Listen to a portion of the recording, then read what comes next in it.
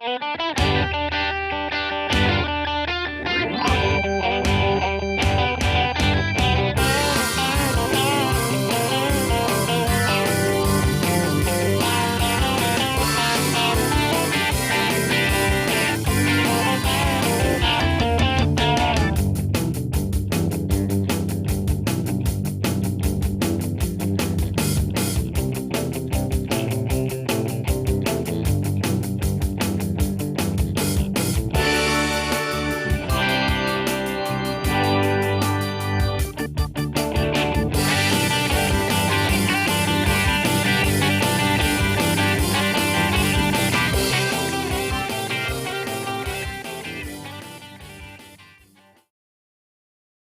morning, everybody. You are tuned to Computers 2K Now on the Nissan Communications Network.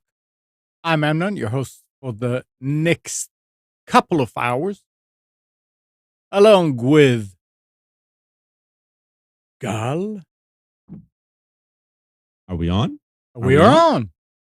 We are on. Good morning. Good morning. And Nick is here. I'm not ready. He's not ready. Yeah, he needs to. I didn't want to start yet. Can we restart? Yeah, no, we can't restart. They never let us do what we want. I mean, this is ridiculous. Well, I think we should take a majority vote. We need to get Spence to vote also from Well, he's not here. He doesn't get a decision right now. Yeah, true.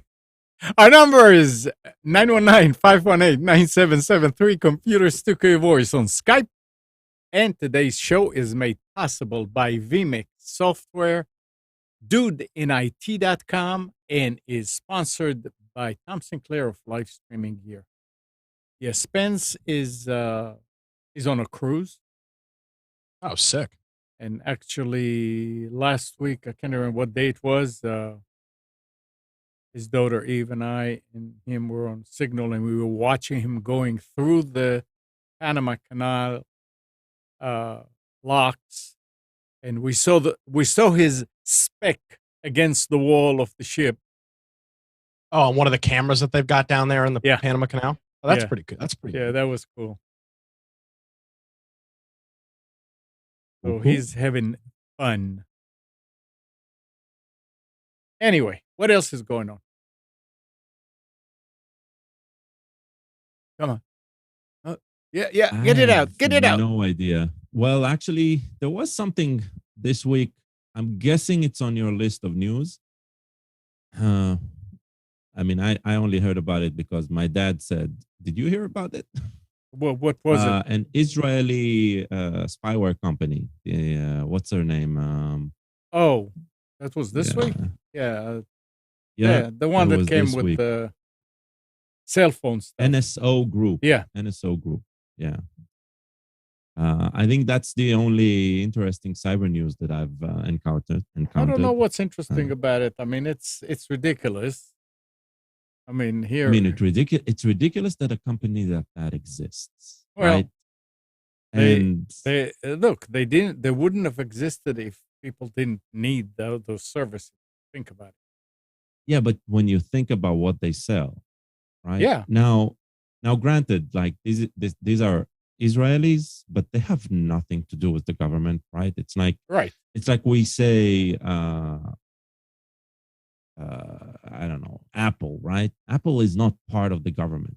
Right. Well, they're not necessarily, but they do work very close with the government. Steve Jobs wasn't a CIA employee. Okay. Well, I'll tell you this, Gal. I don't think you understand that Steve Jobs and the whole Apple cabal, they're a bunch of pedophile rings and producing their iPhones. And yeah, they actually. That's not what Alex Jones told me. So yeah, you need to filter that stream of yours. Anyway, this company is like, there is nothing okay about it. Oh. Right? It's like they design spyware, they use zero-day exploits, and they keep it to themselves, right? They are not playing as part of the rest of the world community. They are No. they are playing as part of uh, let's collect power and dirt about everyone I thought type of community. I thought that they were. I didn't know that they were creating spyware. I know that they created utilities to break into cell phones that are locked. What does that mean? Well, What does no, that no. mean? But this And yeah, what to do after you unlock them? So the idea of their spyware is they send you whatever method of one of the exploit is called a zero-click exploit, right? Something a payload that gets over to you via email or something once it's loaded, right? Or once it shows up on the website you're on, then they have access to your phone and they start listening in to everything that goes on the phone, collecting everything.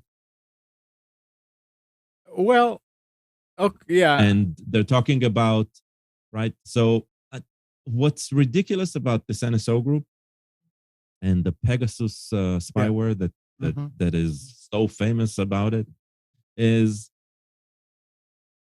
that opposite to it, there is this they call it what was the name? Investigative journalism initiative. There is a journalism initiative, right? So, group of journalists that feel threatened by this have joined together for years now, cooperating and trying to coordinate how to detect it, how to find out if it's there, right? How to figure out if they are targeted at all. And they've collected over the time lists, right? And one of the reasons that the past month has been an interest about this around this group is because lists that are allegedly associated with this NSO group have come out, and they include heads of state, they include journalist phone numbers, stuff like that. And out of the journalists in those lists, out of I don't know how many tens that they've been checking out and they've been coordinating, about half found the spyware on their phones. yeah. So they are very effective, right? Right. I mean, but the thing is that I don't know that the actual company that did it or one of their customers that bought it for one purpose is using it for another. I don't know. That's the thing. A company like that, right? Yeah. Company like that, if their software is installed somewhere, I'm guessing their customers cannot do it without them knowing. Think about it. Yeah. Okay. This isn't the type of company that lets go of whatever they own, right? Right. It's the same as the in the old days when there were those companies that were selling the cable decoders. Cable TV. Hey, you could come buy over the here, box. kid. I You're got a talking cable about for box the in my trench FBI. coat. What? You're talking about the boxes the FBI put? No.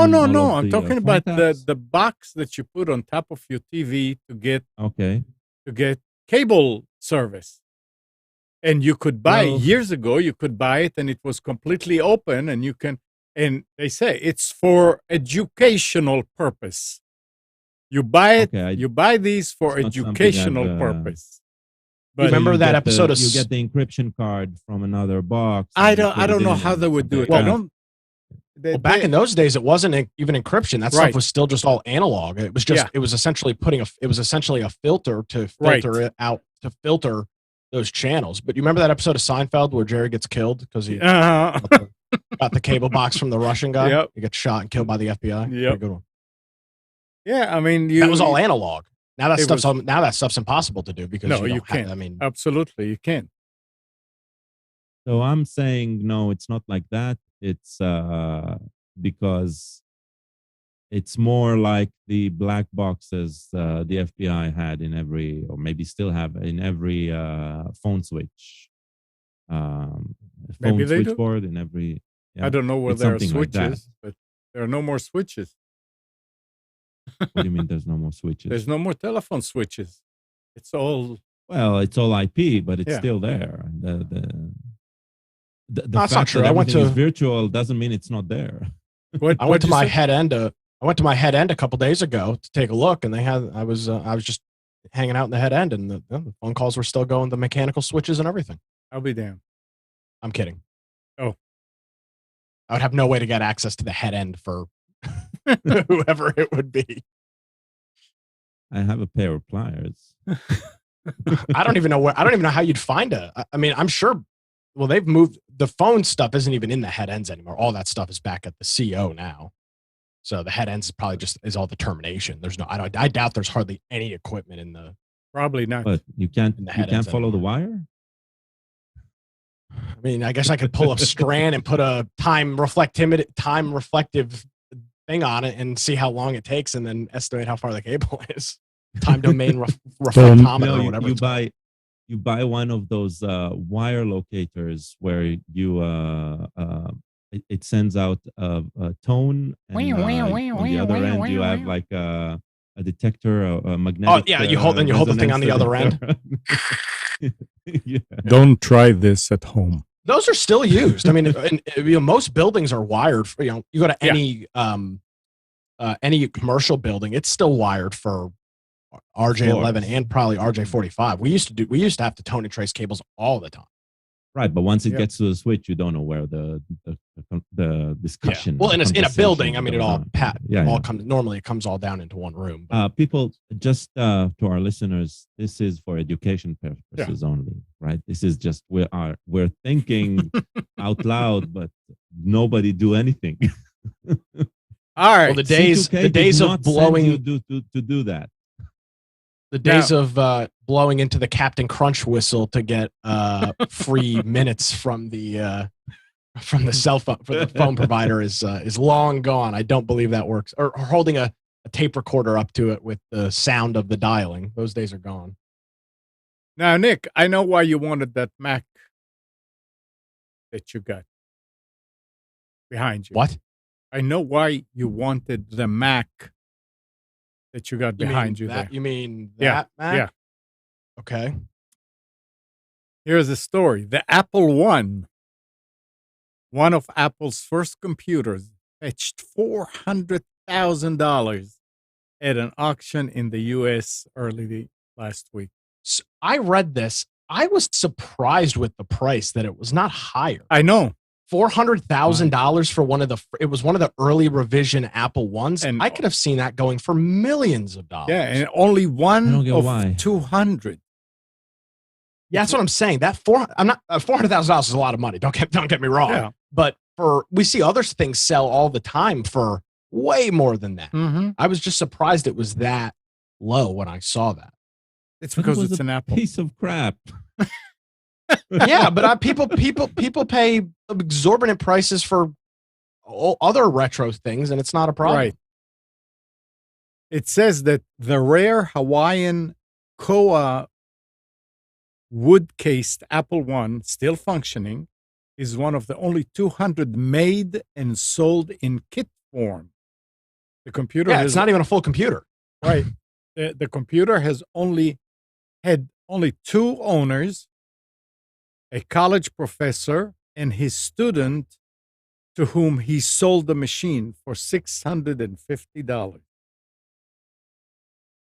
The sale included user manuals and Apple software on 2 cassette tapes.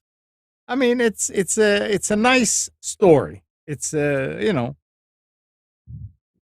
maybe one of these days I'll be able to sell the TIs that I have. I don't know.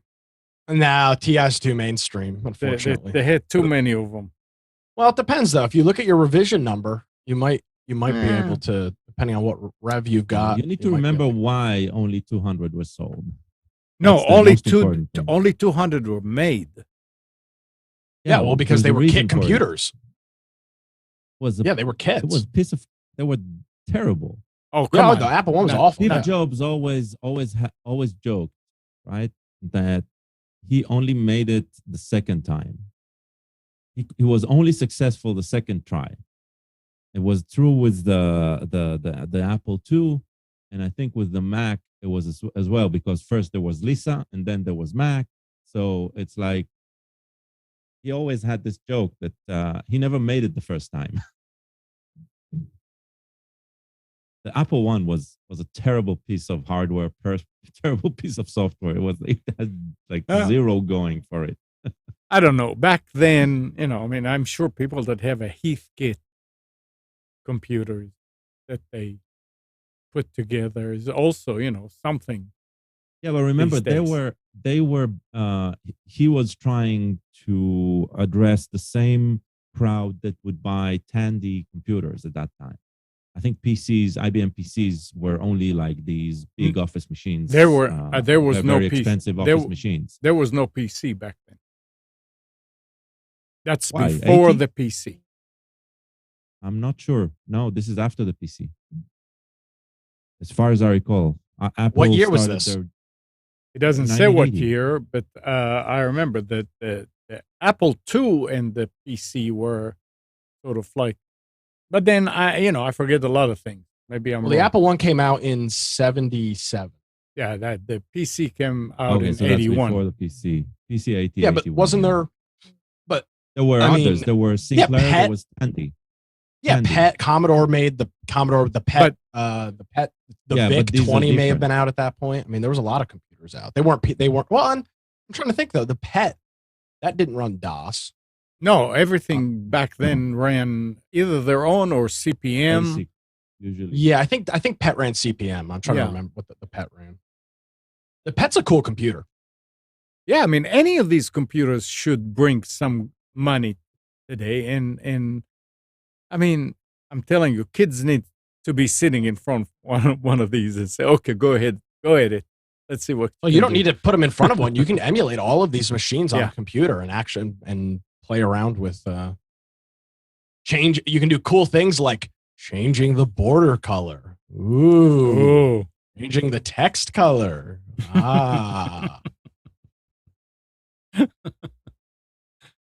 Making it a rainbow color text. Ooh. But it's interesting, and whoever sold it, made out like a bandit anyway. Any way you look at it, whether it's. Well, I've got a story. Yeah. Well, the continued destruction of YouTube continues as they announced this week that they are going to be hiding the number of dislikes on videos across their platform. Of course. Moving to likes only like other platforms. Well, it still has a dislike button, but you can't see who disliked it. You can't see how many people. So what this comes down to is that as of late, a lot of video, I mean, at least how it seems to me, they're claiming that it's to stop harassment and bullying. But as I think about it, as a content creator, wouldn't you want to know if people are disliking your videos so that you can But it sounds like it's not going to be hidden from the content creator. It's just going to be hidden from the public. It won't be, but why would you want to hide that? I think that's an important part of that's an important part of the platform. And the fact that they're getting rid of it, of course, is because as of late, a whole bunch of any video featuring anything news related is just getting absolutely dislike bombed. But this is not a new thing. I'm just surprised that I'm surprised that they're. I'm not surprised that they're doing this. I'm surprised it took them this long. They don't want. I would think that they don't want the public to see that there are so many dislikes on videos. Yeah, especially political videos. That's what it comes ridiculous. down to. Yeah, absolutely. And guess what? You're talking about YouTube. When was it? Thursday. Got an email from YouTube that they removed my content because it violates the community, blah, blah, blah, blah. So I'm going and I'm trying to see what did they, I mean, the only thing that came to mind is that show with this COVID denier that was on Health-In. And there was a lady that was blaming every problem on earth on the, what is the stuff in Roundup? Liposig? Something like that. Oh, paraquat. No, it was the other one. Oh, all I know is paraquat. Anyway, I've seen enough TV to know that if you or someone you know has been exposed to paraquat, you might be entitled to severe compensation. Yeah, I got bitten by one. But you got bitten by a paraquat? Doesn't it sound like it's an animal or something? This is the reason that they're getting rid of it. Here's a video of President Joe Biden speaking at the Port of Baltimore, streamed 5 days ago. It's got 7,000 dislikes and 150, or excuse me, it's got 7,000 dislikes and 800 upvotes. That's why they're getting rid of stuff. I can't think of any other reason why. But anyway, dislike bombing is not something new to YouTube. That has been happening for literally a decade. Right. And I just find it ironic that now, as let's be honest, the political climate is really bad. The president is under constant scrutiny from everybody, that they decide to do this. I can't think of any other reason why.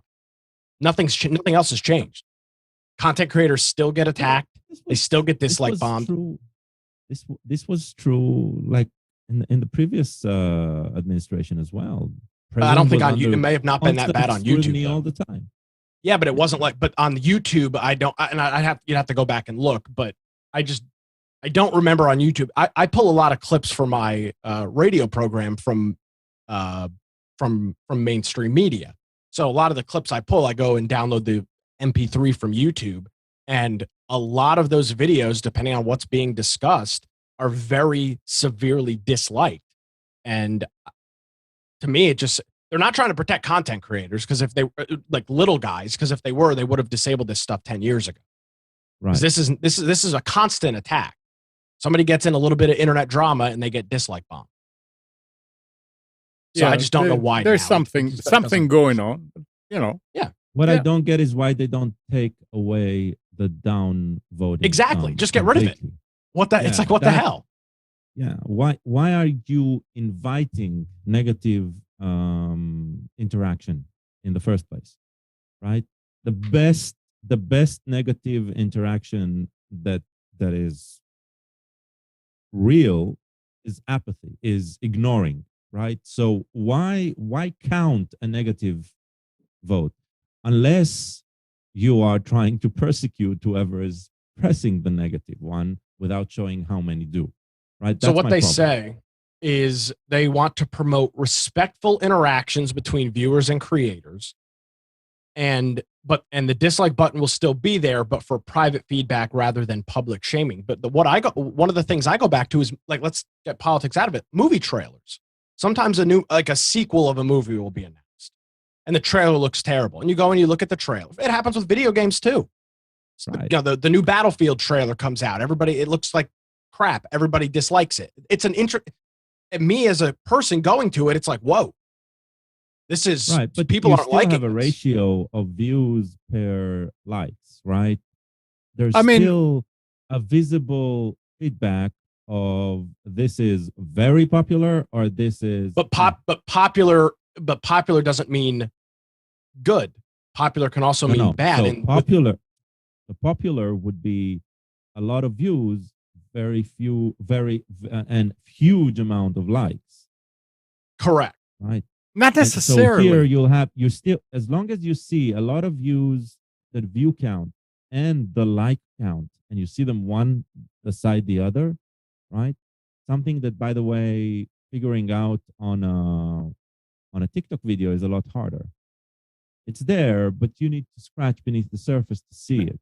It's not in your face with every video that you watch, right? So TikTok is telling you, yeah, I think you would like it. See this, right? But you do not really have scrutiny about how many liked it or how many view it. You need to, you need to click another click. You need to do an action in order to see that. YouTube, it's in your face all the time. So, which is good. I can't say when was the last time I looked at the dislike count, but I do pay attention to the like count versus the view count. So maybe. Now that's this I have a problem with. When they do away with the dislike, do away with the like also. They're not doing away with the dislike. They're just getting rid of the number. Like, I understand. Do the same thing with the like. They should. I mean, no, I do not agree. I do not agree. Well, I do, because if you're going to give the user the option, you're essentially voting, right? You're picking You're picking yes or no on a video. I either like this video or I don't like this video. I say something else. I say hide the views. Don't hide the likes. Hide something that is completely automatically calculated compared to leave that to the content creator, but keep the likes, the action that actually needs to happen. Something that I just don't know. Do something about. I don't know why. I just don't know why they would. I don't know why they'd keep the button if they're not going to show to the public. That's what it comes down to. Is why? So just why? Just get rid of it. The only reason to keep that is persecution. Like on Instagram, for example, you can't dislike a photo. You can love it or heart it, whatever they call it. That's it. That's your option. You can heart it and leave a comment. That's it. Right. So it just seems to me that this whole notion that YouTubers it's a vector of harassment. Okay, so then what are people going to do instead of disliking the video? They're going to go into the comment section and just leave a shitty comment. That's what they'll go and do instead, I guess. So, if anything, I think it'd make harassment worse, honestly, because not even harassment, but instead of going and maybe just disliking a video because you thought it was a bad trailer, maybe now you'll leave a comment so that you can actually. Comments will be blocked on these ones. Yeah, maybe. Yeah, I mean, I don't know. Eleanor is saying something, and she was saying something about bullying became a problem, right? So you could go and say, wow, look, 5 people liked it, but 1,000 didn't like it. Good. Now you're going to go there, and you're only going to see how many liked it. And say, what? Yeah. Nobody disliked it? People not everybody follows these changes and understands that there's no more dislike. So it's there, but you don't see it. So they think, oh, look, all these people like it, but nobody disliked it. What's going on? This could be a trending YouTube down by people that think, because they say, what? Right, all these people there. You're focusing only on the change period. I do. We're talking about the change. Yeah, but the change period doesn't matter. I'm talking about what happens after everybody understands that the like or the dislike. Because what I'm guessing is when you'll click the dislike, it'll show you a pop-up saying, just know that only the content creator is going to see it. Are you sure you not a chance in hell? Blah, blah, blah, blah. No way. It won't be automatic. It won't be something that you silently, it shows you that you disliked and that's it. I guarantee you it does. I will bet dollars to donuts that it does not say a damn thing. You'll click the dislike button, it'll show that you've clicked it, and that will be the end of it. I would be astounded if I found out that wasn't the case. Let me drop something on you. I've been watching YouTube for years and years and years. I never cared about that. I never looked at how many likes, how many dislikes. I start watching. If I don't like it, I turn away from it. Right. The fact that somebody liked it doesn't mean, well, keep watching because maybe, they so many people liked it. So I don't know. It just in the era that we're in right now, it just seems to be. It seems like YouTube is caving to something. Who? I don't know. What? I don't know. It's to me, it's not a good look for a platform like YouTube that has been under intense scrutiny. Let's be honest, for about the last, call it 18 months of, banning videos of Rand Paul speaking on Congress and things of that nature, deleting press conferences from governors. YouTube has been under incredible criticism over the last 2 years. And to me, this is just not a good look on their part at all. It absolutely. Will it have an impact on the platform? It doesn't look good. It doesn't look good. It's just a bad look for a platform that has already got an incredible amount of bad PR. Yeah, that's what I'm saying. It could actually backfire and be a down thing for YouTube. Yeah, agreed. It's just stupid. But any change YouTube will do, any change, doesn't matter which one. Any change YouTube will do will cause it to lose a few users and gain others. I don't think they'll lose or gain anybody on this. I think it makes it hard for, I keep going back to movie trailers as a good example, right? When you go and watch a trailer for a video game or a movie, me as a viewer, I find it interesting to see, for example, let's say I really like the trailer and think, wow, this game looks really good. And then I look at the dislike ratio and it's 9-to-1 dislikes to likes. I'm like, interesting. I liked it. It looked good. Why are all of these people disliking? Comments, right? What? That just leads you to read the comments. It may be, but maybe not. Maybe it's just normally for me, it's just a quick glance. And if it's like, I wonder why everybody disliked this and I didn't. And you're right. I might dig in further and look at the comments. Yeah. You're right, but I might not. And I think video release trailers, I think, are probably the biggest thing where it's like, here's something new, prequel or a prequel or another series or whatever it might be, a video game trailer. I think that's where it's the most interesting. Yeah, it just seems like it's not surprising. It's another bad look for you. I don't think hiding is bad. I do think they need to take away the dislike button completely. And I do think that it is important to leave the like and the views one next to another. And the ratio is important. The dislike is less important. I don't think any content, political, non-political, I don't think negative feedback has any value in content creation like this. I do think that muddying the water a bit about the feedback can be helpful, like the multiple reaction in Facebook. That can be a lot useful than just like or dislike, because then it's a spectrum. It's a complex conversation. Reddit does it as well, right? You have like these multiple emotions going on. Yeah, that can be helpful. But hiding it and still allowing it, that seems fishy. That seems like a very fishy move. Not a good one. I agree. Oh, so thought that they haven't. It hasn't rolled out yet. It's still showing dislikes, and they didn't give a time frame. I assume it'll. So anyway, let me go back to the thing, the notice that I got. Sorry. They say here is, you can see what it was, but it only will show it to you. So I click on that, a black screen comes up, nothing is playing.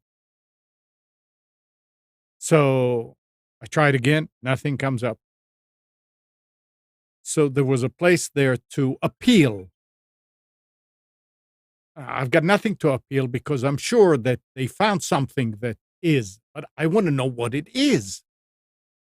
So I go into that appeal thing and I put in caps, I am not appealing, but this is the only place I could see to send something back.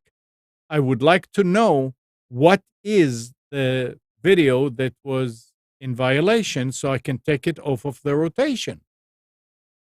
Please let me know. And send it. So then I went in and I decided, okay, it's about time to delete the live will go for 100 hours, 200 hours. I deleted it. I got a notice right away. It says, you just deleted the content, and because of that, you will not be able to appeal. Okay. So it was the live stream that got hit. Yeah. Well, it's the live stream video because it's recording. So I want to find out if there's a way not to record anything.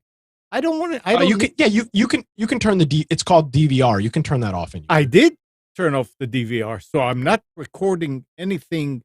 Well, I don't know. I need to look at it again because there's no reason. I mean, all I need to do is go in there and delete the stuff because I don't use it. Yeah, I think you can set YouTube, or what you can actually do is set it, and this is how we have it set up for infection. To after the live video is over, it automatically becomes unlisted. Okay, so that it can't be. Yeah, but it's still flagged. So this, but unlisted videos will not get flagged. I don't believe. I could be wrong. This morning, I got another email from YouTube. This is about your appeal. I said, well, I did not appeal. We are sorry. We made a mistake. After looking at your content again, we decided that it doesn't violate. I said, what did you look at? They didn't. It's automatic. It's AI. automatic.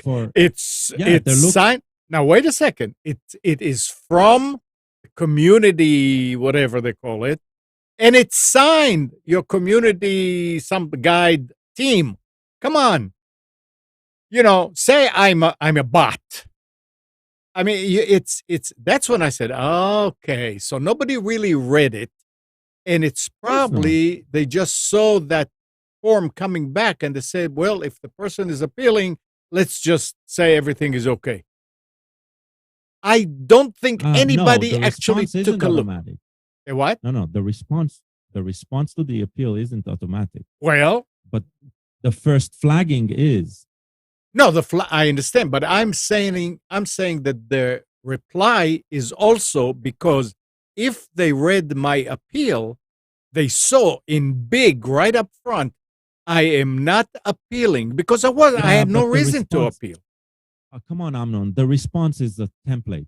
Well, so this is about your appeal. They don't even write those words, right? That has nothing to do with a human being. But the rest of the content does. Okay, well, I mean, all I'm saying is that it was a really kind of like, okay, this is all bull. But I knew that there were those two videos there, and I took them off. I did take them out of the rotation. Yeah, I don't want to promote that kind of stuff anyway. So I don't know. We'll see. It was interesting, to say the least. So Amnon, you're censoring your customers? No.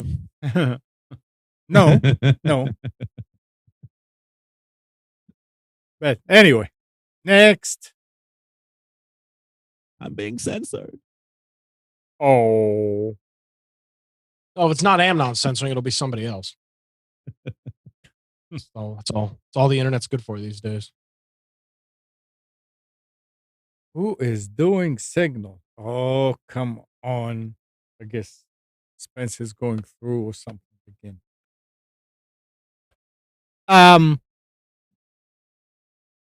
Anyway. Anywho. A lot of people don't want to work. Yeah, obviously. So companies in North America added a record number of robots in the first 9 months of this year as they rushed to speed up assembly lines and struggled to add human workers. Factories and other industrial users ordered 29,000 robots, 37% more than during the same period last year, valued at $1.48 billion. Now, 29,000 workers doesn't sound like much, but it's a lot more than before. Good. That surpassed the previous peak set in the same time period in 2017, before the global pandemic upended the economy. No, this is exactly what you would expect. I would say so. And it was interesting. Congratulations, unskilled workers. You've just permanently gotten yourself out of a job. Yep. Congratulations. And that's not meant to be. That's not. I'm actually surprised at both of you. Why? That's not meant to be a dig. But there is by definition people there are jobs that are defined as unskilled labor. You do not need a normal set of. You don't need any spectacular set of skills to do. That is correct. I'm not arguing anything about that, right? Robots is not about unskilled work. It's about any type of work today, even skilled one. Yeah. It's about repetitive work. It's about, even clerical, right? Even flagging videos is a robot's job today. But there's something else hiding here. First of all, the title, which is completely bullshit. It's not that people do not want to work. is people do not want to be underpaid. That's a completely different conversation, right? But the article is targeting specifically that emotion that triggered in you, right? Well, I disagree, though. I disagree with your premise. Well, I don't think so. People did work, right? They stopped working. They got paid for not working, right? And suddenly they've been faced with a choice of, should I go back to work for that crappy pay that I got before, right? Or do I find another way? But they're not finding another way. That's why I don't buy your premise.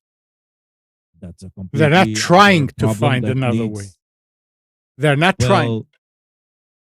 Well, the employers are not paying more either. Of course they're not. How can they afford to pay more? I'm not saying they can. I'm saying no. There isn't a competition, right? It's not suddenly that one employer decided to pay more, right, on the risk of losing a bit of its profit, but hiring more people, right? That doesn't happen. So let's not be coy about why robots are being put in, right? It is very cheap labor going forward. It's a good investment for whatever industry that's using them. That's not going away. That has nothing to do with the pandemic. The pandemic is just a Kickstarter to do it faster, because right now there is also a shortage of workers. So it's like a chicken and egg thing, but this is inevitable, and it's not because people don't want to work. Right? People don't want to work. Look, I mean, look here. The numbers indicate. Let me tell you why I'm saying that. Oh, go ahead, Nick. I was just saying that the numbers indicate it. The numbers show a trend. They do not explain the why. Well, I think there's never be fooled by the numbers. They never explain the why. There's multiple whys to it. There is definitely some of this, what you said, low wages, and there's no question about that. But the context of that, I think, is very important. When you're an unskilled worker, which again is not a dig, but that is how you are defined in the workplace. If you are, you are a skilled worker. I am a skilled worker. We have a skill. I know what unskilled workers are. That's fine. I know, but my point is, unskilled workers are trying to bargain for salaries that, frankly, they probably do not deserve, and that's why they're being replaced by robots. No, the problem is when you say do not deserve. Right? Correct. That's when you enter the realm, right, of the discussion of minimum wages. Correct. And you claim that living at a certain level is not deserved by people who are unskilled. Correct. So you're putting a very low bar, right, to something that you do not want to put yourself in that position. So you are blaming an entire group of people for the fact that they are unskilled, which is not necessarily something that they have control over. I disagree. I think there are instances. The problem in the discussion. You do not you disagree that it is not their choice, right? But a lot of people's choice it is. You have no way of taking them from point A to point B without doing something on your end. Okay. Let's not get into this like this, because we'll never solve that problem. But you're missing one big thing here. The fact that those low wages were great wages for them before the pandemic. What happens before they woke up? Before they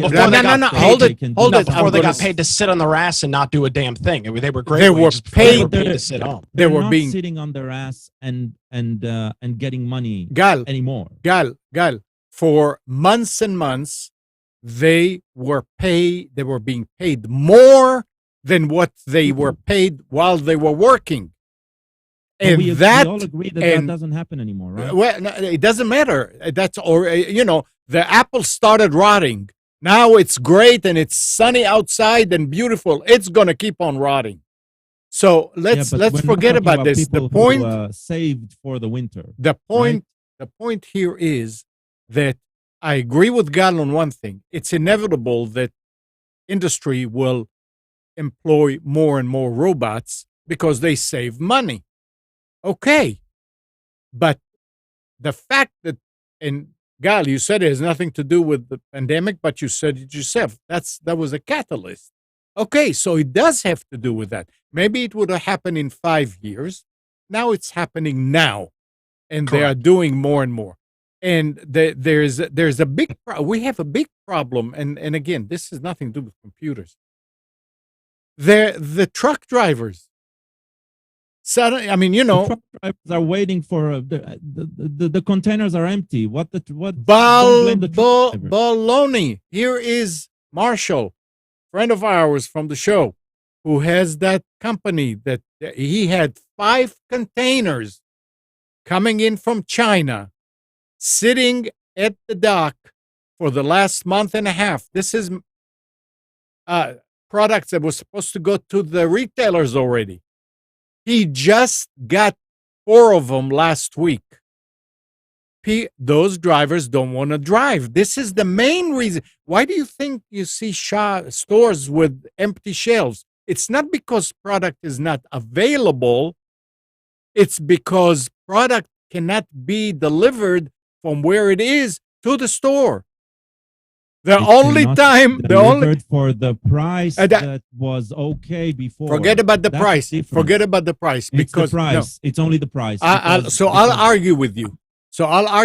I'm a truck driver. I am on strike. I want to get more money. So I sit at home. My wife goes to the store to buy stuff. She comes back. She said, "Damn, everything is more expensive." I go and I bitch and I say, "Why is everything more expensive?" Well, look at yourself in the mirror. This is why stuff is more expensive. So, I mean, everybody has to do their part to get that economy going. And if that's look, you can do it now. You know that everybody needs drivers. Hey, drivers, go work.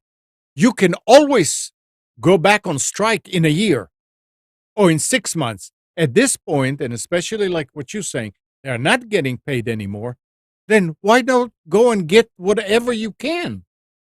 Let's not get into this though anymore. I mean, it's fine. There is a new hard drive in town. Hard drive? Hard drive. Seagate has unveiled the first ever hard disk drive that utilizes both the NVMe protocol and the PCIe interface. But it's not a spinning drive. So no, it's not. Oh, okay. So it is not a hard drive. Well, they say HDD. They actually that's said interesting. HDD, which have historically been used for solid state drives. As explained in the company blog post, the proof of concept HDD is based on a proprietary controller that plays nice with all major protocols, SAS, SATA, and NVMe, without requiring a bridge. The NVMe HDD was demoed at the Open Compute Project Summit in a custom enclosure with 12 3.5-inch drives these are spinning drives, hooked up via a PCIe interface. Although the capacity of the drive is unconfirmed, Seagate used images of the Exos X18 for the presentation, which has a maximum capacity of 18 terabytes. So somehow they incorporated. So what I'm reading, it's a spinning disk. It's a traditional spinning disk, but instead of using the SATA interface, it's using the NVMe interface, which is interesting though, because I don't think, and I could be wrong, I'm not sure that a spinning drive is fast enough to take advantage of the NVMe interface. I mean, it might, but SATA, I don't ever remember the bottleneck of a 5600 drive being. Say it again. It'll be a long time until we're going to hear about it. But I've never heard of I mean, what's SATA up to? SATA 3 or SATA 4? I didn't think the bottleneck on SATA was the protocol and the connector. I thought it was always the speed of the drive. So maybe they figured out how to speed that up. What are you gonna have a 10 million RPM drive? There's no details. So there are no details. There's nothing. I mean, they did not. They just revealed that they have this prototype. They're working on it. They didn't let anyone test it or see it. That's only going to start 2024. Just blink a couple of times. September 2022. That's only when key customers are going to get something, and it's also going to be for a single port lane. And only in 2024, it's going to be single or dual ports. So they even think they can increase the bandwidth, right? Well, so what they're claiming, Seagate, is that their dual actuator, which the actuator is the little head that reads things. Well, no, most drives have dual actuators. That will double one on the it. top, one on the bottom. Well, it says that it can boast a sustained transfer rate of 524 megabits a second. But SATA 6, which is the most recent SATA, is 6 gigabits. Yeah. So there must be something. Well, what it might be going forward is that you're going to see less and less SATA ports on computers, and for maybe this is for laptops, where a manufacturer might not have to include a SATA. There might not have to be a SATA bus. They just stick with an NVMe bus, and they can throw a cheaper spinning drive in there instead of having to use an actual NVMe drive, which is going to be more expensive. It's not a throughput issue. Spinning drives you can't have a spinning drive that reads 6 gigabits per second. That's impossible. I don't care how fast you spin the platter. I don't say that because it doesn't matter. You can't spin the platter fast enough. You won't be able to read the data fast enough. We've hit the peak of the platters. We've hit the peak of hard drive performance in terms of speed. Guys, stop a second because there's important stuff here. Nick, do you hear Gal's mic kind of muffled? No. My mic is muffled? I don't know. And sounds fine. And it's breaking every now and then. Is it on my side? Sounds fine to me. Well, I mean, I heard he had a little bit of a digital distortion, but that could have just been internet. Yeah, I don't want people not to be able to hear what you guys I can hear to say. Okay. All right. As long as but it's not. It doesn't matter if I hear him. It matters if you hear him because that's what's going out. Well, I mean, I hear it kind of muffled. I even turned my high control, the treble, all the way up so we can hear him. Is it better now? It is sort of like, I mean, it's okay, but it's not you. I restarted something. I don't know. We can try. All right. Keep no, it's fine. So go ahead. So I don't know, Nick, to say we hit the peak reminds me of what's his name? Steve. Yes. No, not Steve Jobs. Steve Microsoft. The guy with SpinRite. SpinRite. No, it wasn't. Oh, Steve Gibson. Yeah. Gibson. Yeah. That said that 33 megahertz back when the 386 or 46. He says that's it. We cannot go any faster. We hit the peak. Don't say that. Well, because we don't know. Well, we don't know, but hard drives have been in development. I mean, spinning drives have been. When did spinning drives first come out? The late 80s. Actually, where people could actually use them. I mean, this hard drive manufacturing has hit a point, and frankly, I would be surprised for a business, Seagate, Toshiba, Samsung. Gal can probably back me up on this. I don't know why those companies would even bother doing R&D on spinning drives anymore. It's a diminishing return. They've put all their R&D eggs into the basket of solid state. I don't know why you'd do all this R&D still. Why not? I don't agree. Because spinning is still cheaper. You cannot beat the price. So when you bulk and you do not need speed, you'll do it spinning.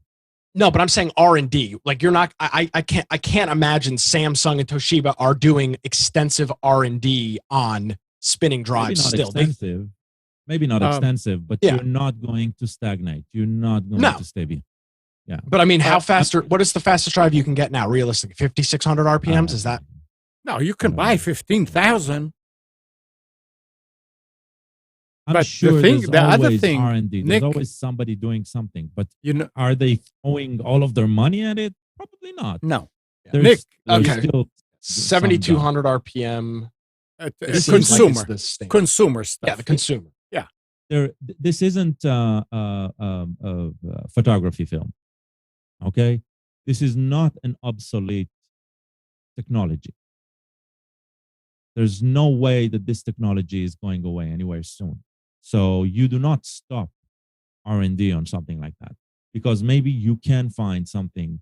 And yeah, in a way, right, moving to NVMe makes sense, because NVMe is this higher standard, right? A better standard when it comes to an interface, because it's closer to the bus. There's less manufacturing logistics around it when it comes to the. I mean, yeah, it's like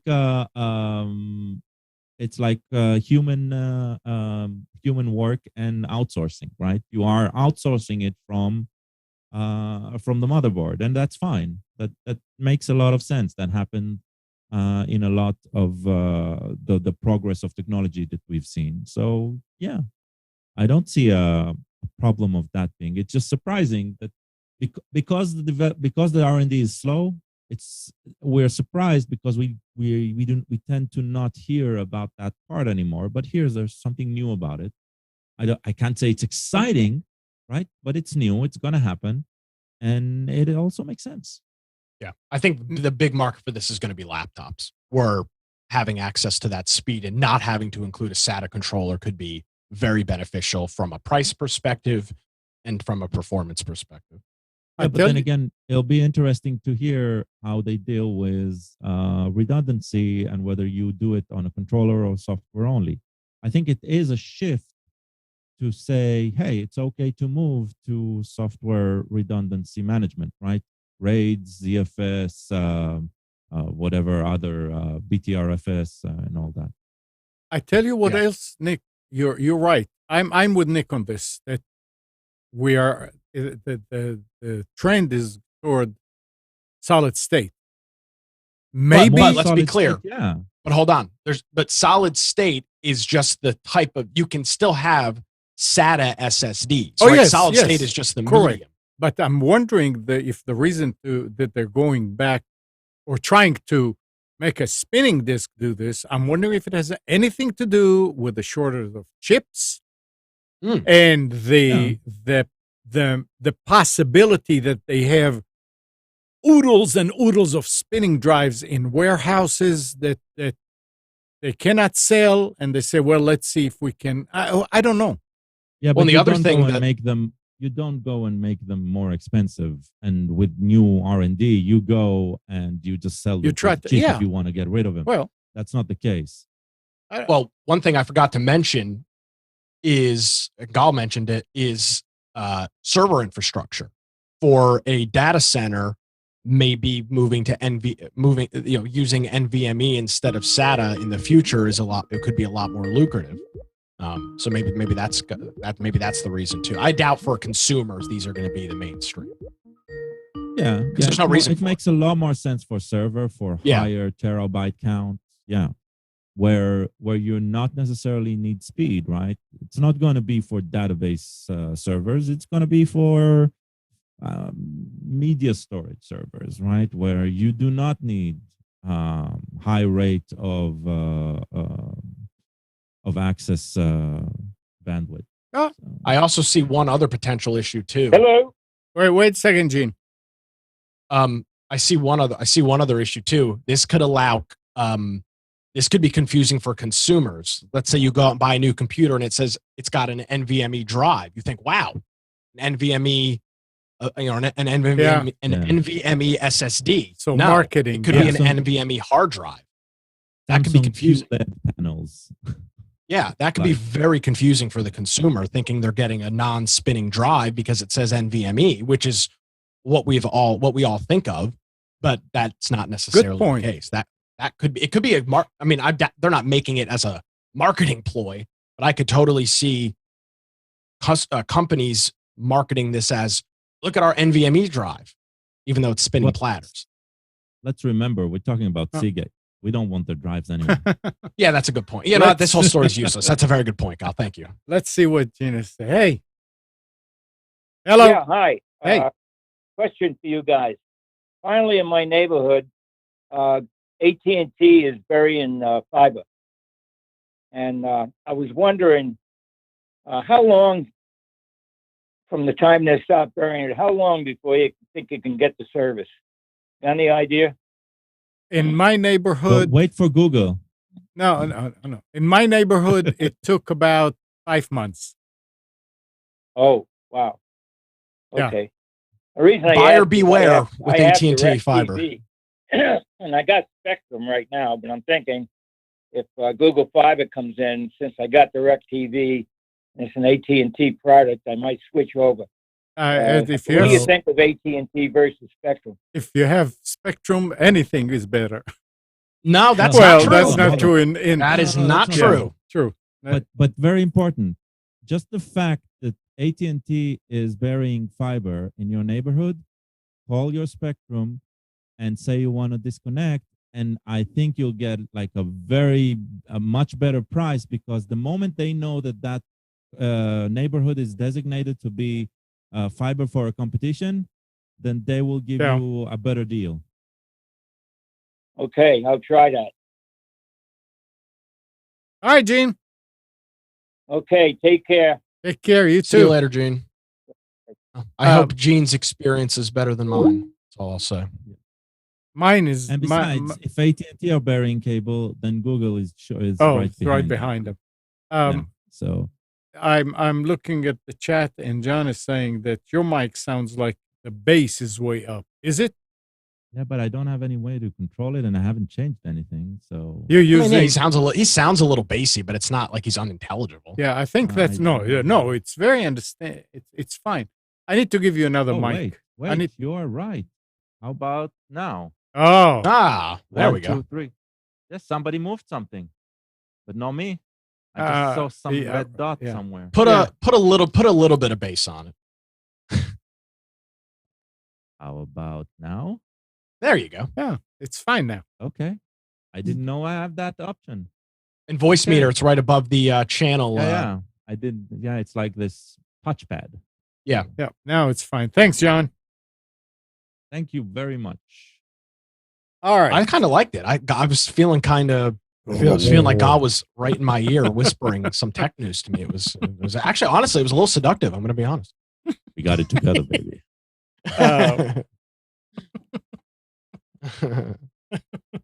Oh yeah. All right. Here's nice piece. I mean, in my opinion, nice piece of information. Roughly 3/4 of adults believe Facebook is making American society worse. That's coming from CNN, from a CNN poll conducted by SSRS. Finds Americans say 76% to 11% that Facebook makes society worse, not better. According to the survey, another 13% say it has no effect either way. That broadly negative appraisal holds across gender, age, and racial lines. Even frequent. How many of the asked? How many of the asked are actually using Facebook? That was exactly my point. Everybody's still using it. Even frequent Facebook users, those who report using the site at least several times a week, say 70% to 14% that the social network harms rather than helps U.S. society. But we love it and still use it, so we're hypocrites. Yeah, I think have they compared these numbers to surveys about McDonald's? I love McDonald's. What are you talking about? No. But a lot of people hate McDonald's, right? Yeah, because they're stupid. But the lines to McDonald's are always the longest. Oh right? Man, it's awful. You go. It doesn't matter what time of the day. You're rolling up to McDonald's exactly. at 10:30 p.m. My point. It's like just to grab a burger and some fries, and there's freaking 24 cars in front of you. People do not want to identify, right? But they still do it and they like it. It's basic human duplicity. It's very basic. I can say for sure that my only interaction with Facebook these days is not really to log into it, is to just click the button to stream there. I've used Facebook more in the last 7 months than I've used it prior. Yeah, I don't. With work and stuff like that. There's a lot of good. I've started visiting Facebook again. And I can say it's like my intention is clean up. So every day I give it probably 5 minutes.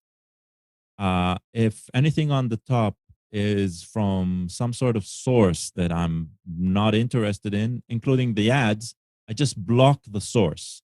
I started just blocking like tons of stuff. Mm-hmm. And I wonder if it'll clean up the stream that I'm getting. I can't say I've seen much change right now, but I do see more focus from the people that I know and their posts. And that I like. And that was what I liked in Facebook when I started using it. Right? One of the cool things about Facebook that they've recently jumped on and made a lot better is the community pages. That's where I spend most of my time, especially on especially for based on what I do for work.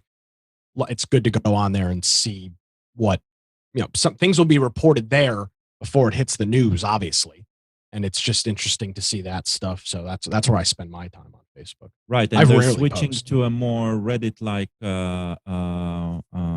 mechanism where public pages are going to be like completely public. You don't even need to log into Facebook in order to see it and all that. So yeah, it looks like they're adopting the Reddit community type scheme of things on the management side of the pages. So, all right, they're trying to clean up their act. Can't say it'll be better. Maybe it'll be different. Well, they changed their company name, so they're good. Nobody even knows what Facebook is anymore. I don't know. I don't even know what a Facebook is. I go to meta.com.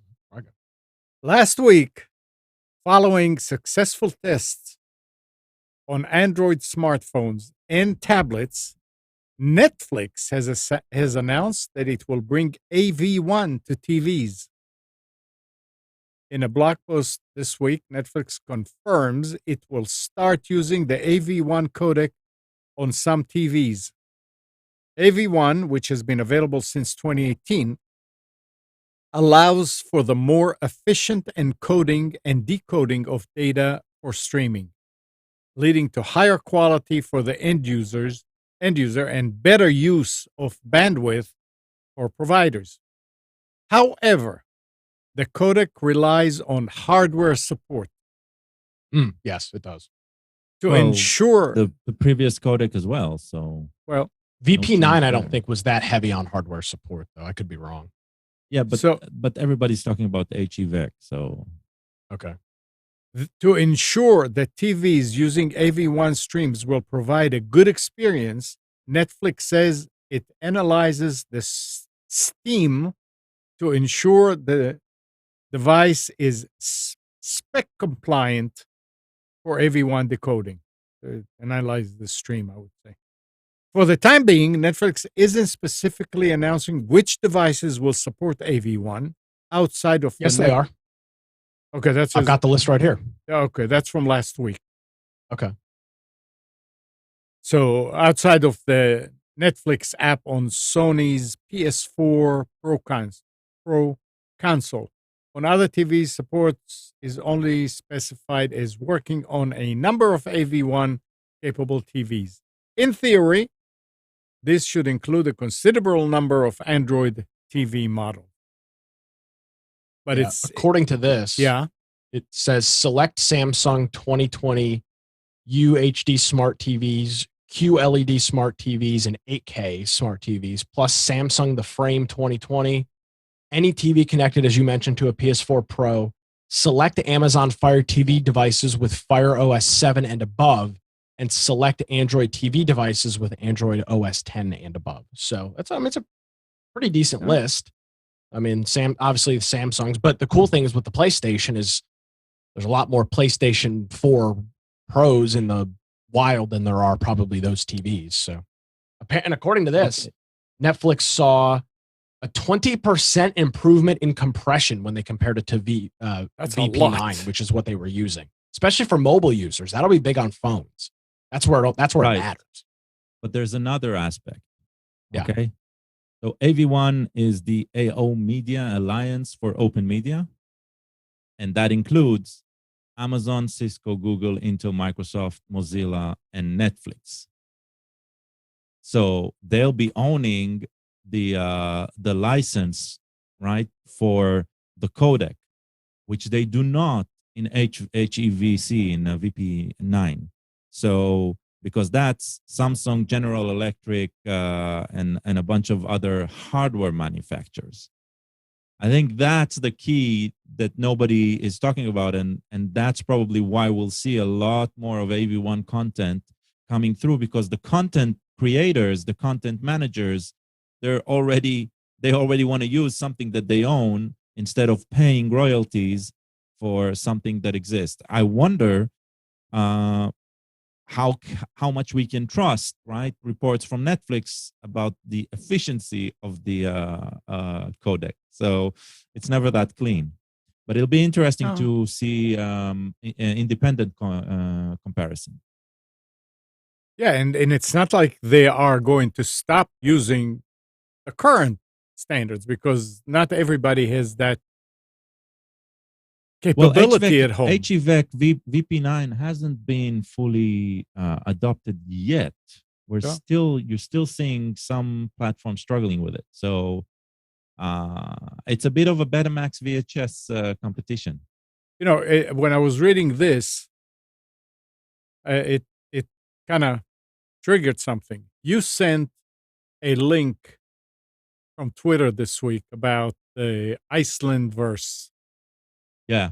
That was. I was sitting outside. It was kind of sunny, and I was trying to see it on the phone, and the sound doesn't come out right. So I'm watching, and it looks, hey, that's really nice. How did they do that? How did they do that? Then I went inside and I watched it on the computer, and I realized that it was a parody on Metaverse, but it was a very well-made video. Of course, that's the official Iceland tourist marketing. Yeah, I mean, it's fantastic. So the reason I'm talking about this, on the phone, when he said, yeah, it existed for a long time, and even, I mean, look, you even have water here, and he puts his hand in the water, and on the phone, I did not see that it's dripping. Oh, okay. I thought, okay, yeah, you put it in there, and then nothing. So that's why I'm saying that it's amazing that on the phone, they had AV1, and TVs cannot support that anymore. I just thought about it. But yeah, then I looked and I said, oh, I thought it was some kind of a new technology that they come up. You have horses you can actually ride. If any of you didn't watch it, go ahead and just type. Yeah, go to the Iceland Twitter. Well, no, you can Iceland. Probably you can just type on Google Iceland verse, like Metaverse, Iceland verse, and it'll come up. And it's apparently when Zuckerberg did his video, which I did not watch, he was doing kind of like things. He was showing things like this, and at the end, look at our logo. I'll let you look at our logo. But it's a very good commercial for the country. Yeah. Yeah. Absolutely. And it proves that they have superior sense of humor. Yeah, very good sense of humor. Very. Yeah. It was very well done. Yep. Okay, so now talking about streaming and all that. Disney Plus's next major app update coming to all devices. It already came later this week. Continues the service's latest efforts to please nitpicky audio video obsessors with new screen ratio format meant to fill more of your HDTV screen in a way that filmmakers originally intended. IMAX Digital is coming to all devices that support Disney Plus started last Friday as part of the service's Disney Plus Day promotion. This 17.1 to 9 format, today we're going with what? 16 by 9. This is 17 by 9. Will land exclusively on 13 Marvel Studios films to start, and the move coincides with the streaming premiere of Shang-Chi and the Legend of the Ten Rings, a film that skipped Disney's experiment with simultaneous launches in theaters and on Disney Plus earlier this year.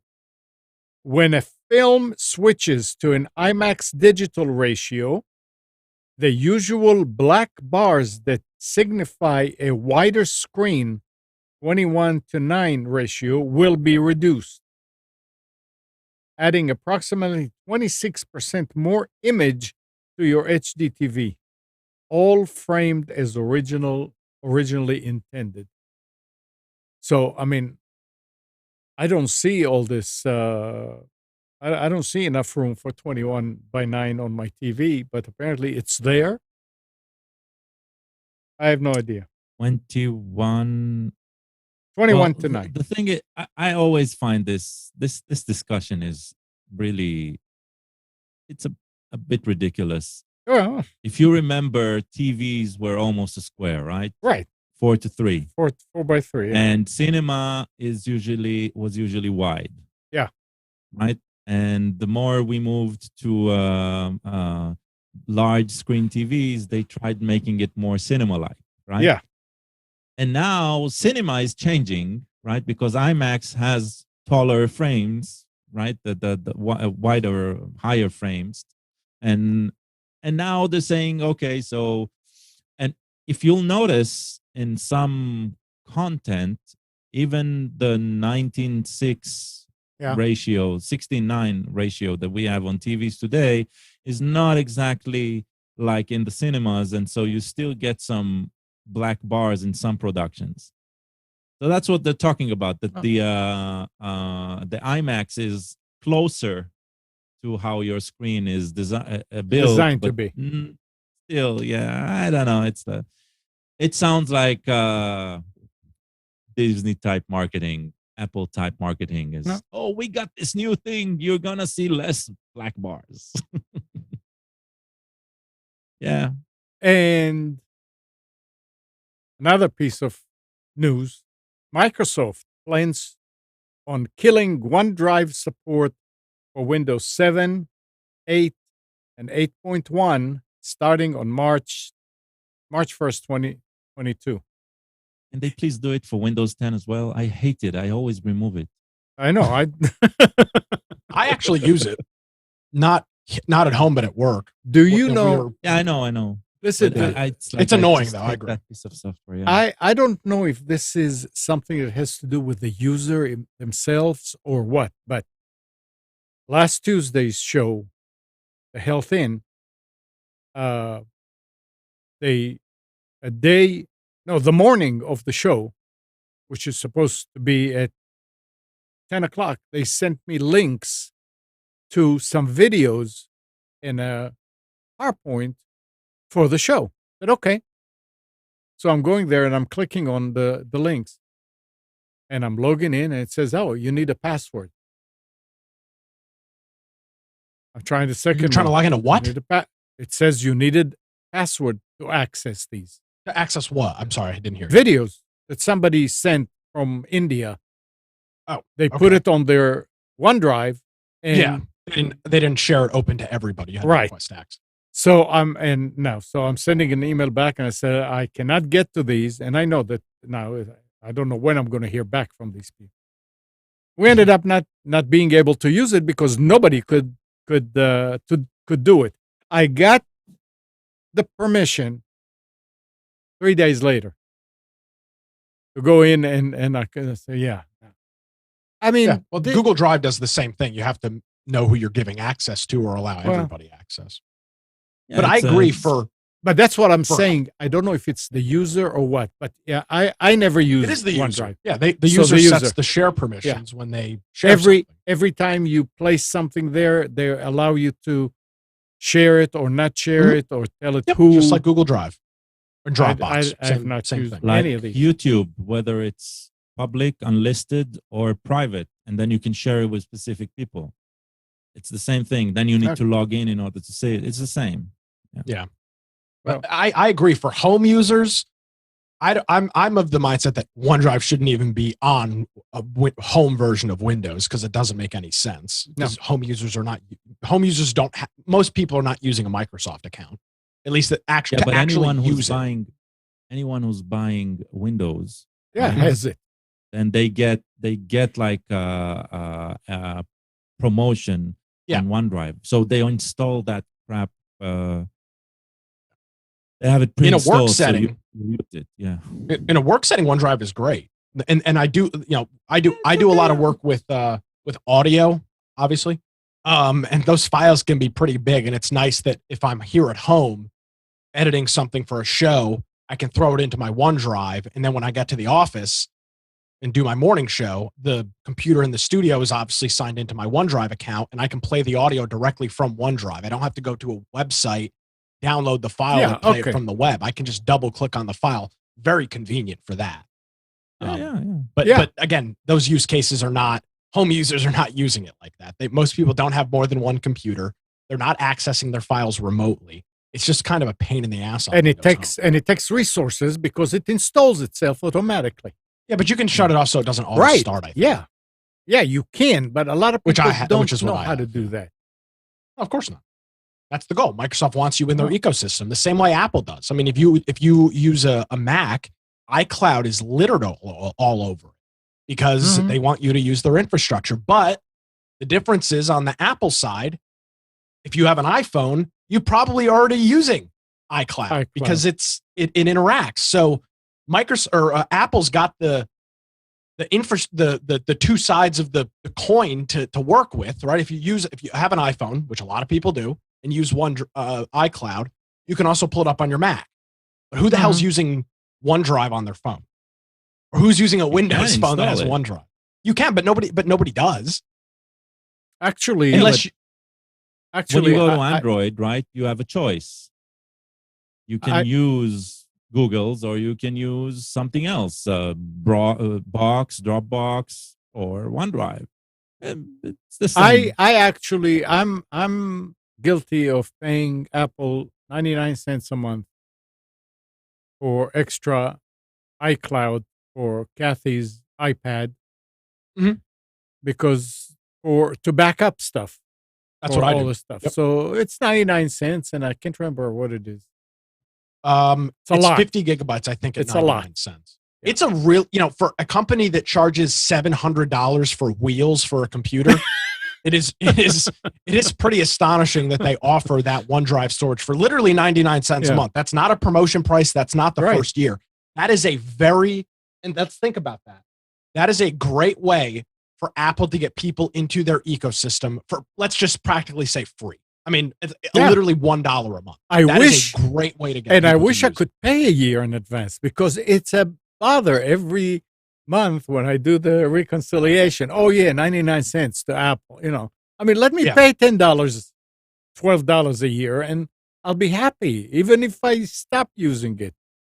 It's that is one of the best things that Apple has done is charge such because I mean, realistically, they could charge $2.99, $3.99. They could probably charge $5 a month for that storage, but people wouldn't pay it. But at 99 cents, you don't even second guess. Not even a question. Correct. It's not worth the bullshit of constantly deleting your stuff. You're paying $12 a year for convenience, and I think most people are willing to pay $12 a year for.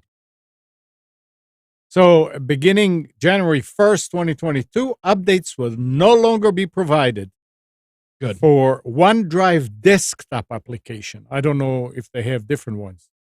Well, they have it. I mean, you can still use it on the web, but you just the desktop app, and it'll still work. It just won't be updated. Yeah, and it says on your personal Windows 7, 8, and 8.1 devices. And he was saying personal OneDrive desktop applications running on these operating systems will stop syncing on the cloud on March 1st, 2022. Oh, really? So they're shutting it off. Yeah, and after March 1st, 2022, your personal files will no longer sync. Interesting. So they're going cold turkey with it. They're doing away with 7, 8, and 8.1. I wonder why. Okay, what they're saying is in order to focus resources on new technologies and operating system and to provide users with the most up-to-date and secure experience. That's what they say. I mean, but my question would be, why would they? And I guess it makes sense because since it's an always adapting infrastructure, they'd have to So unlike a Windows operating system, because OneDrive is a cloud-based service and is always updated, if they want to make changes in OneDrive, they would have to update the desktop apps on those older systems. So I assume that's why they're cutting it off cold turkey, because it's not like they could. I bet you they couldn't just leave the app unupdated. It would probably cause them issues on the back end if they want to make changes. That's got to be. There's one more thing. They're probably going to use a library of theirs that doesn't work on those older platforms. So they want to use the new stuff that they developed, and they don't want to bother with the old platforms. And this is weird for Microsoft. They don't normally do this. Cut something off like that cold turkey. Yeah, but the thing is, there are other ways of syncing OneDrive content. Oh, for not sure. Only their app. So it's not a big deal. People who really need it will figure it out. People who really need it should upgrade to freaking Windows 10 or 11. How about that? Well, that's what I was. I mean, some are stuck because of software they use that cannot be upgraded. So there's always that, but there's always a solution also. It's an open API. Microsoft supports that API. If you write the software that does the work, it'll work. So, well, I was actually going to say that it may be that by people knowing that this is going to happen, that will push people to, hey, okay, I'm using Windows 8. I need to update. No way. I don't know. A few. If you hadn't already been convinced to upgrade to Windows, less than a dozen people. There's nobody that's going to be like, oh shit, now I can't use my OneDrive. I'm going to have to update from Windows 7. There's that person does, except for you, Amnon. That person doesn't exist. I really resent the insinuation you did with that accent. Only those people with that accent use Windows 8? Idiots use Windows 8. Exactly. And Windows 8. Windows 8.1, I'll give you a pass. If you're still running Windows 8, there's something wrong with you. I've got a machine with 7. 7 was a good operating system. 7 is no Windows 8. Don't put Windows 8. Windows 8's a dumpster fire. Yeah. Windows 8 is awful. Okay, now you guys both are working for companies. No, I got fired. So listen to this. The Portuguese parliament has passed new labor laws to give workers a healthier work-life balance and to attract digital nomads to the country. Employers could face penalties for contacting employees outside work hours, according to the new laws. The legislation approved on Friday comes following the expansion of home working after the coronavirus pandemic, according to Portugal's Socialist Party government. Under new rules, employers could be penalized for contacting employees after work and will be forced to pay for increased expenses as a result of working from home, such as gas and electricity bills. Further rules will be implemented to aid employees at home, such as banning employers from monitoring their workers at home and ensuring workers must meet with their bosses every 2 months to stop isolation. Not all legislation designed to help home workers passed, though. However, the so-called right to disconnect, a law giving workers the ability to switch off their devices, was not voted through. So that there were the title was hey, you can't text your employees after work hours. You can't contact them. Period. That's can you imagine that happening here? No. Just don't answer. I mean, that's I can actually see that happening here. After living here for the past 8 years. Yeah. That sounds like a very American law. No, but see, it's un-American because it's a law. That's the double side of it. It's un-American because it's government the thing. stepping in. The laws that do exist here, they make no sense. Oh, like what? If you scrutinize to what is actually being lawful and unlawful, right? I mean, knowing, I'll give you a small example. North Carolina, right? A state law. The liquor stores are state owned. Yeah. Right? The land of the free, the cradle of capitalism, and state runs alcohol. That's coming to an end. I'm convinced. There's been some big pushes in no, but it is. Well, you want it even better, Gal. I moved from socialist New York, where government is in everything, and their liquor stores are privately owned and operated. And it's exactly. So when I moved down here, it was like, whoa.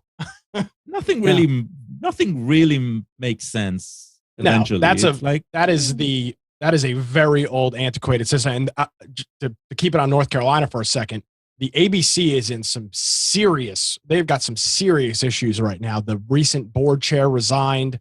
They're dealing with major supply issues, not because they can't get supplies, but because of incompetence. They've got warehouse issues. They just upgraded to some new computer system that is apparently garbage. I would not be surprised that if these issues continue, if the state legislature doesn't go and try to outlaw the ABC and allow private, which they should. Because the fact that you can't buy liquor on a Sunday, or what's even more worse down here is when there's a hurricane, they just shut down. Like they just shut down, like we're closed for a week. It's like, well, what the hell are we supposed to do? We can't work. We don't have any power. All we can do is drink. and they're shut down. What else is there to do? Smoking like a true alcoholic. I mean, what else are you going to do? You're stuck in it's after a hurricane, so it's 97 degrees outside with 100% humidity. You're sitting in your boxers. There's nothing else you can do besides drink. And even that is taken away. You can't chill. You can't even, how the hell are you going to Netflix? There's self-service. Oh, jeez. Yeah. Don't you remember how they decided to keep the ABC stores open after the shutdown? Yeah, because there are too many depressed people, and people. Yeah, they shut down church. Yeah, they shut down churches, but kept the liquor stores open. What a right. God bless America. Yeah. I've got a supply chain story. Okay. Sony there's a report out that Sony is making a drastic cut to their PlayStation 5 production plans. Right. Now, if you have been following these consoles have been out a year now. They came out in November of last year. They're still damn near impossible to get, both the Xbox and the PlayStation. And they are reporting, Sony, is that they're going to reduce their production by about 1 million consoles due to shortages, to chip shortages. So it's already hard enough to buy these things now. They're going to cut 1 million out of their production for 2022. They were set to make 16 million in 2022. They're only going to make 15 million. That's big. There's going to be a lot of the peril. crying kids. There's the peril. Crying kids. Well, it's not even crying kids. The scalpers are making out like bandits on this stuff right now because they're so freaking hard to get. People are paying $8,000-9,000 for a console, which again, I'm of the mindset that you should not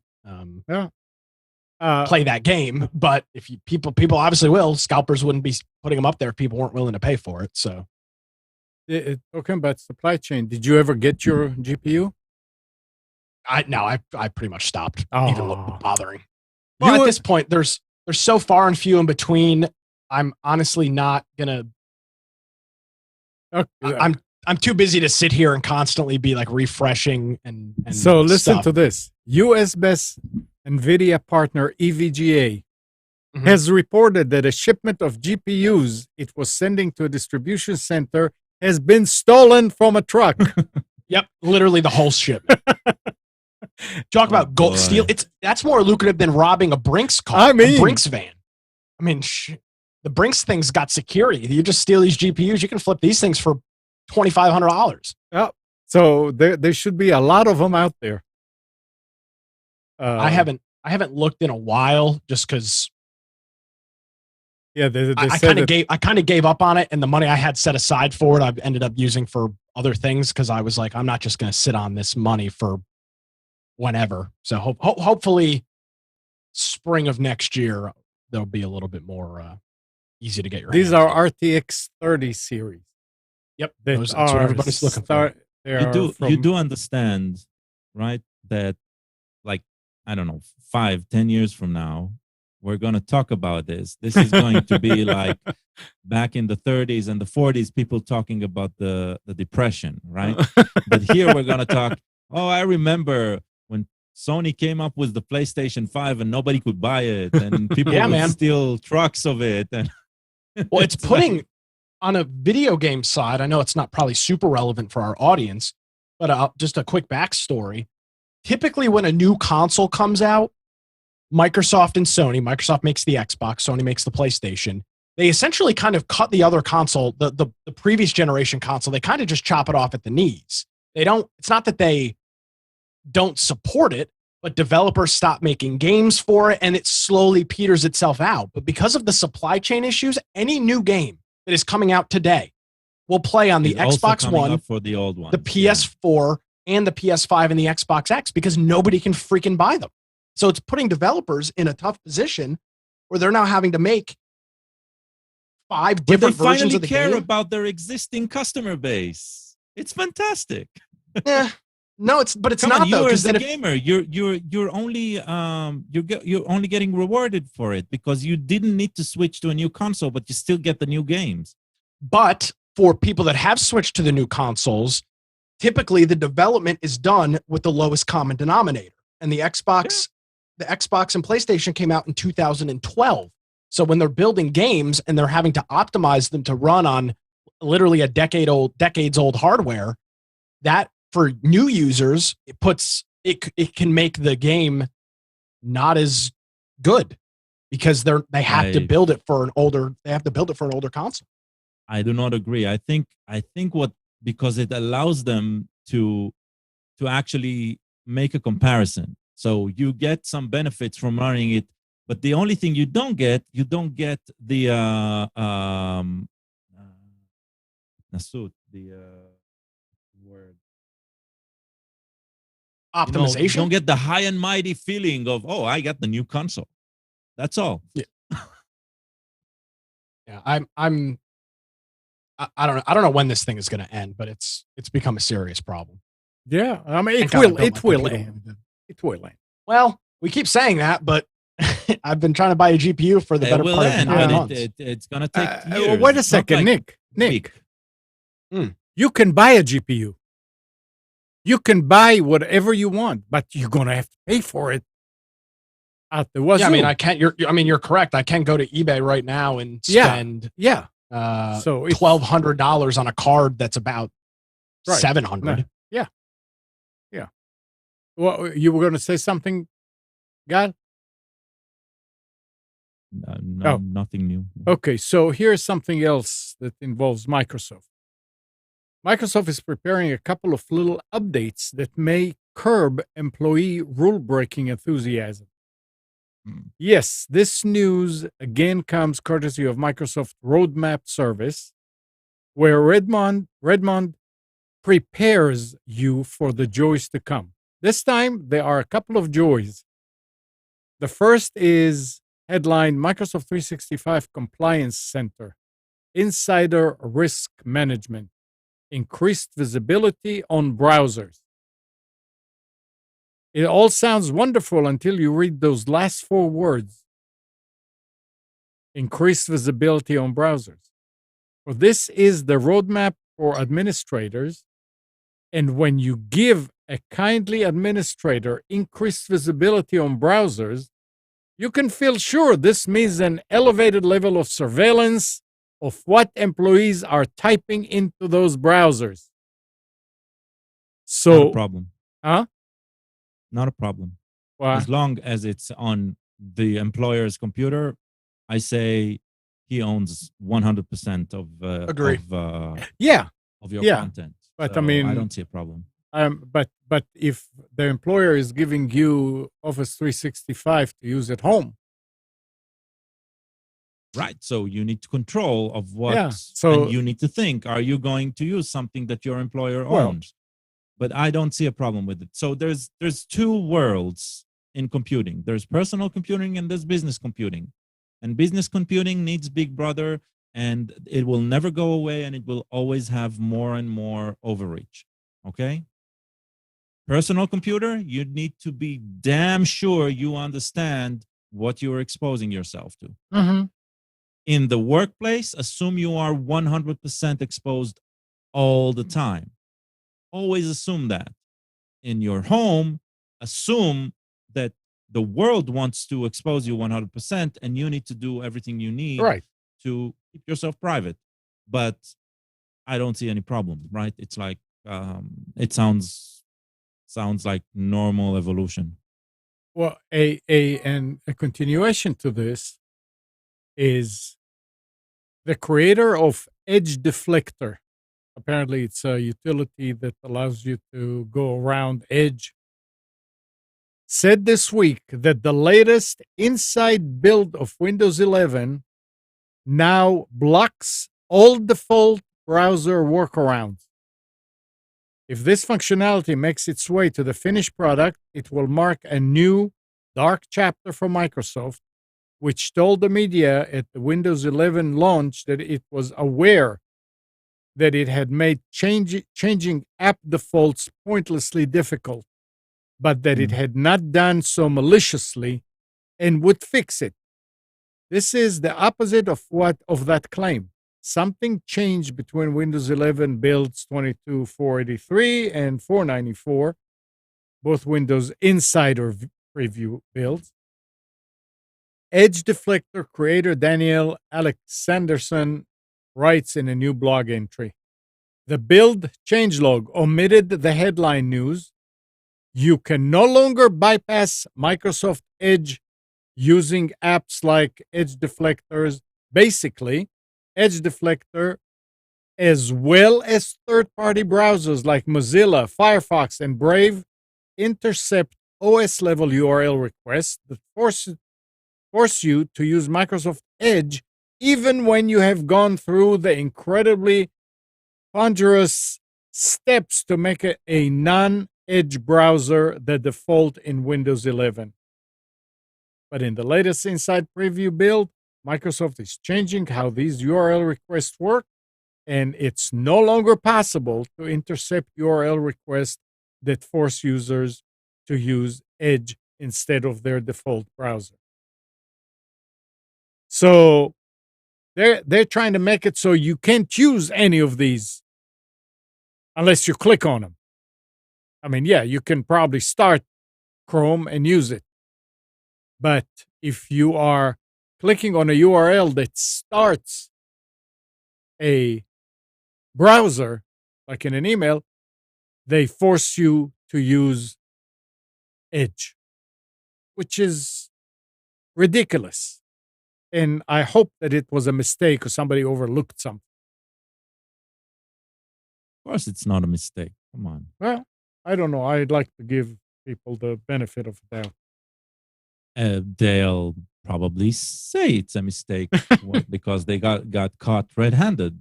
But I don't think so. I don't think this edge deflector tool is as widespread used that it will. I've never heard of it. I've never heard of it. I never heard about it either. I just read about it and I see what it does. It tries to, it gives the user also instructions on how to manually change. It just tries to stand in the middle there and intercept it. Oh.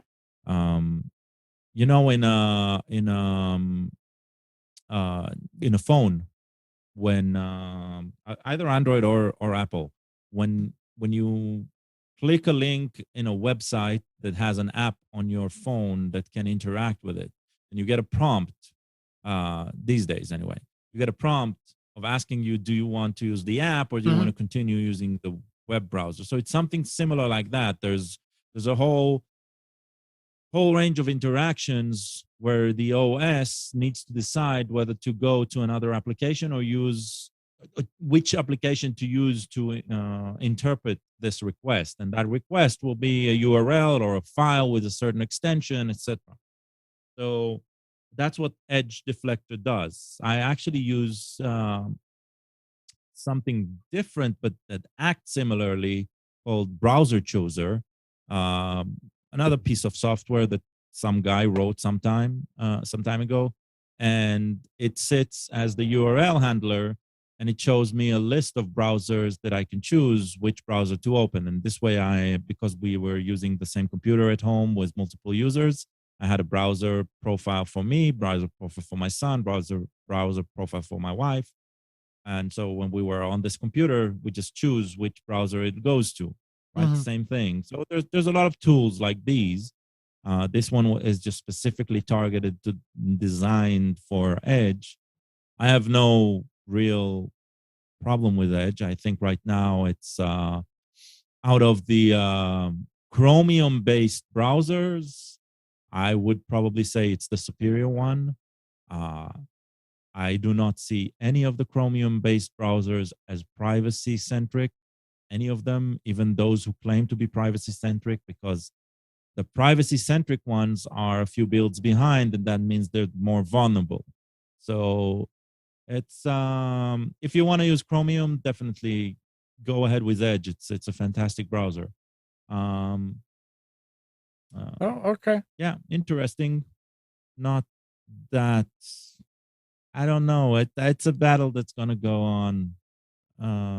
Microsoft is gonna pull on their end, and the naysayers will gonna pull on their end. If you really want to know how to disconnect yourself and stay private, there's a subreddit I mentioned before called DGoogle. DGoogle. Yeah, DGoogle. Yeah. So it's about de-googling yourself. And I'm pretty sure there's probably a D-Microsoft or something like that as well. Check it out. Yeah. All right. Here's something else. Kind of makes you feel good. A global police operation has dealt a devastating blow to one of the most prolific cybercrime gangs in history. The coordinated action against the rival gang was announced on Monday by Romanian police, the U.S. Department of Justice, DOJ, and Europol. The raid, which took place both on and offline, led to the arrest of 2 alleged hackers in Romania and 1 accused cyber criminal from Ukraine. REvil has been blamed for major hacks on global businesses in recent years. The U.S. also announced that it had successfully retrieved more than $6 million in cryptocurrency from the gang in a so-called clawback hacking operation. Now, in recent years, they did a lot of damage, these guys. They finally now did something to hit them back, kind of. And it's been happening. This is not the first time. In the last few weeks, there were a few of these stories that they did that. So it's very interesting. Yeah. What? What? I mean, no. It's like no comment. I don't Oh. have anything good or anything bad to say about it. Let's see. Okay, now here's for people who do programming and stuff. On November 8th, Microsoft made generally available to users worldwide its latest version of Visual Studio and .NET. Users can download Visual Studio 2022 and .NET 6 starting last week. Visual Studio 2022 is the first release of a 64-bit version of Visual Studio. By making Visual Studio 64-bit, officials said that they expect the release to better use all system resources, especially when working with more complex solutions over long periods.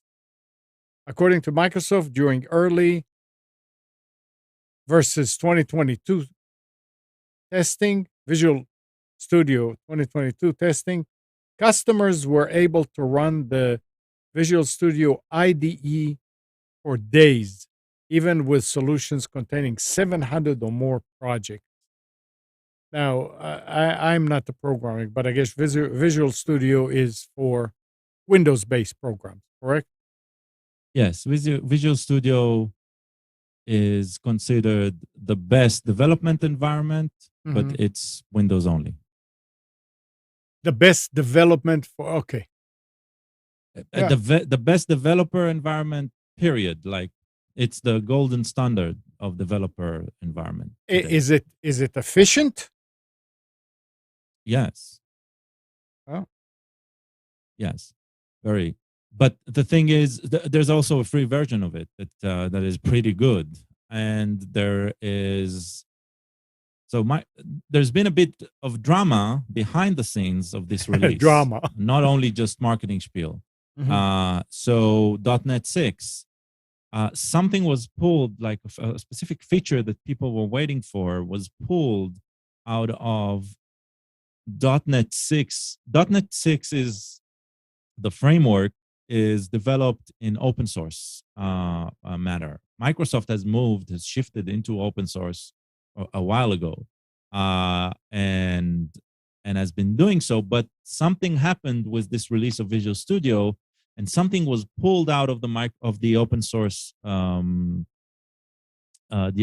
repository, and and one of the claims was that that feature is going to be available via the Visual Studio users only. And that enraged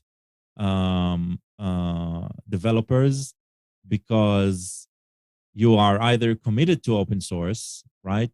Or you are practically spitting in the face of open source, right? With an action like this. You develop something in the open, you are providing something in the open, then you pull it, and then the excuse you give is, oh, oops, we didn't want to make it open. It's a really disrespectful act with a community that you work with. Open source is a community effort. It's not just Microsoft working on it. It's Microsoft and collaborator from outside. So there's been a bit of drama around that. But it's always in the development world, especially the professional developer world, where they do use Visual Studio and not, say, Microsoft also develops a completely open source environment called Visual Studio Code, which is different. It's separate. It has nothing in common. And so there's a huge community around Visual Studio Code and its users, and there's a huge community around Visual Studio and its users, which Visual Studio is their proprietary one. And were they selling it before? they're still selling Visual Studio. Well, they said that they're making it available. There's a community version, but there are higher tiers that are paid for. And it's an expensive piece of software, and it's a very good software. Highly regarded and very useful. All right. Okay. Well, fine. A lot of the games on PC are developed using Visual Studio. I do not know about the world of PS, if PlayStation, if they're using Visual Studio or not, but I know for sure Visual Studio is used for like almost everything on Microsoft. Okay. Oh yeah, if you're using it, you can download it now, the newest one. All right. So it's this time of day again. Anything else we need to talk about that we didn't mention? Nick? No, sir. Okay. Well, thank you guys. Thank you for being up here bright and early. And good morning, Kathy, Hannah, Nabil, Mac, Norm, Katie and Dana, Dina, Arat and Micha, Eleanor, Sarid.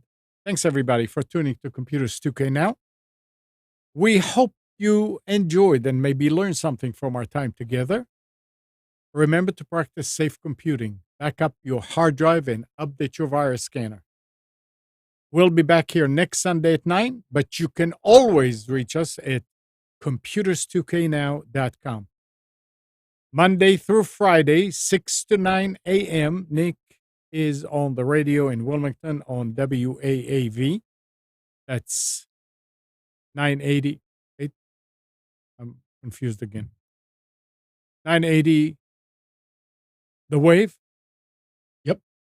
And on 107.9. Yes, sir. Top of the band. I got it. FM. And you can also download the podcast. Yeah, and you can listen to it anywhere in the world at that time, live, by just telling your Echo to play. Is it still just 980 The Wave? Or just say 980 The Wave and it'll come on up. And on Tuesday at 7 p.m., Nick and Brian do the Infection podcast on Twitch. That's for gamers, survival games. 7 p.m. on Twitch, Infection Podcast, one word, and you'll be on it. Later till next week.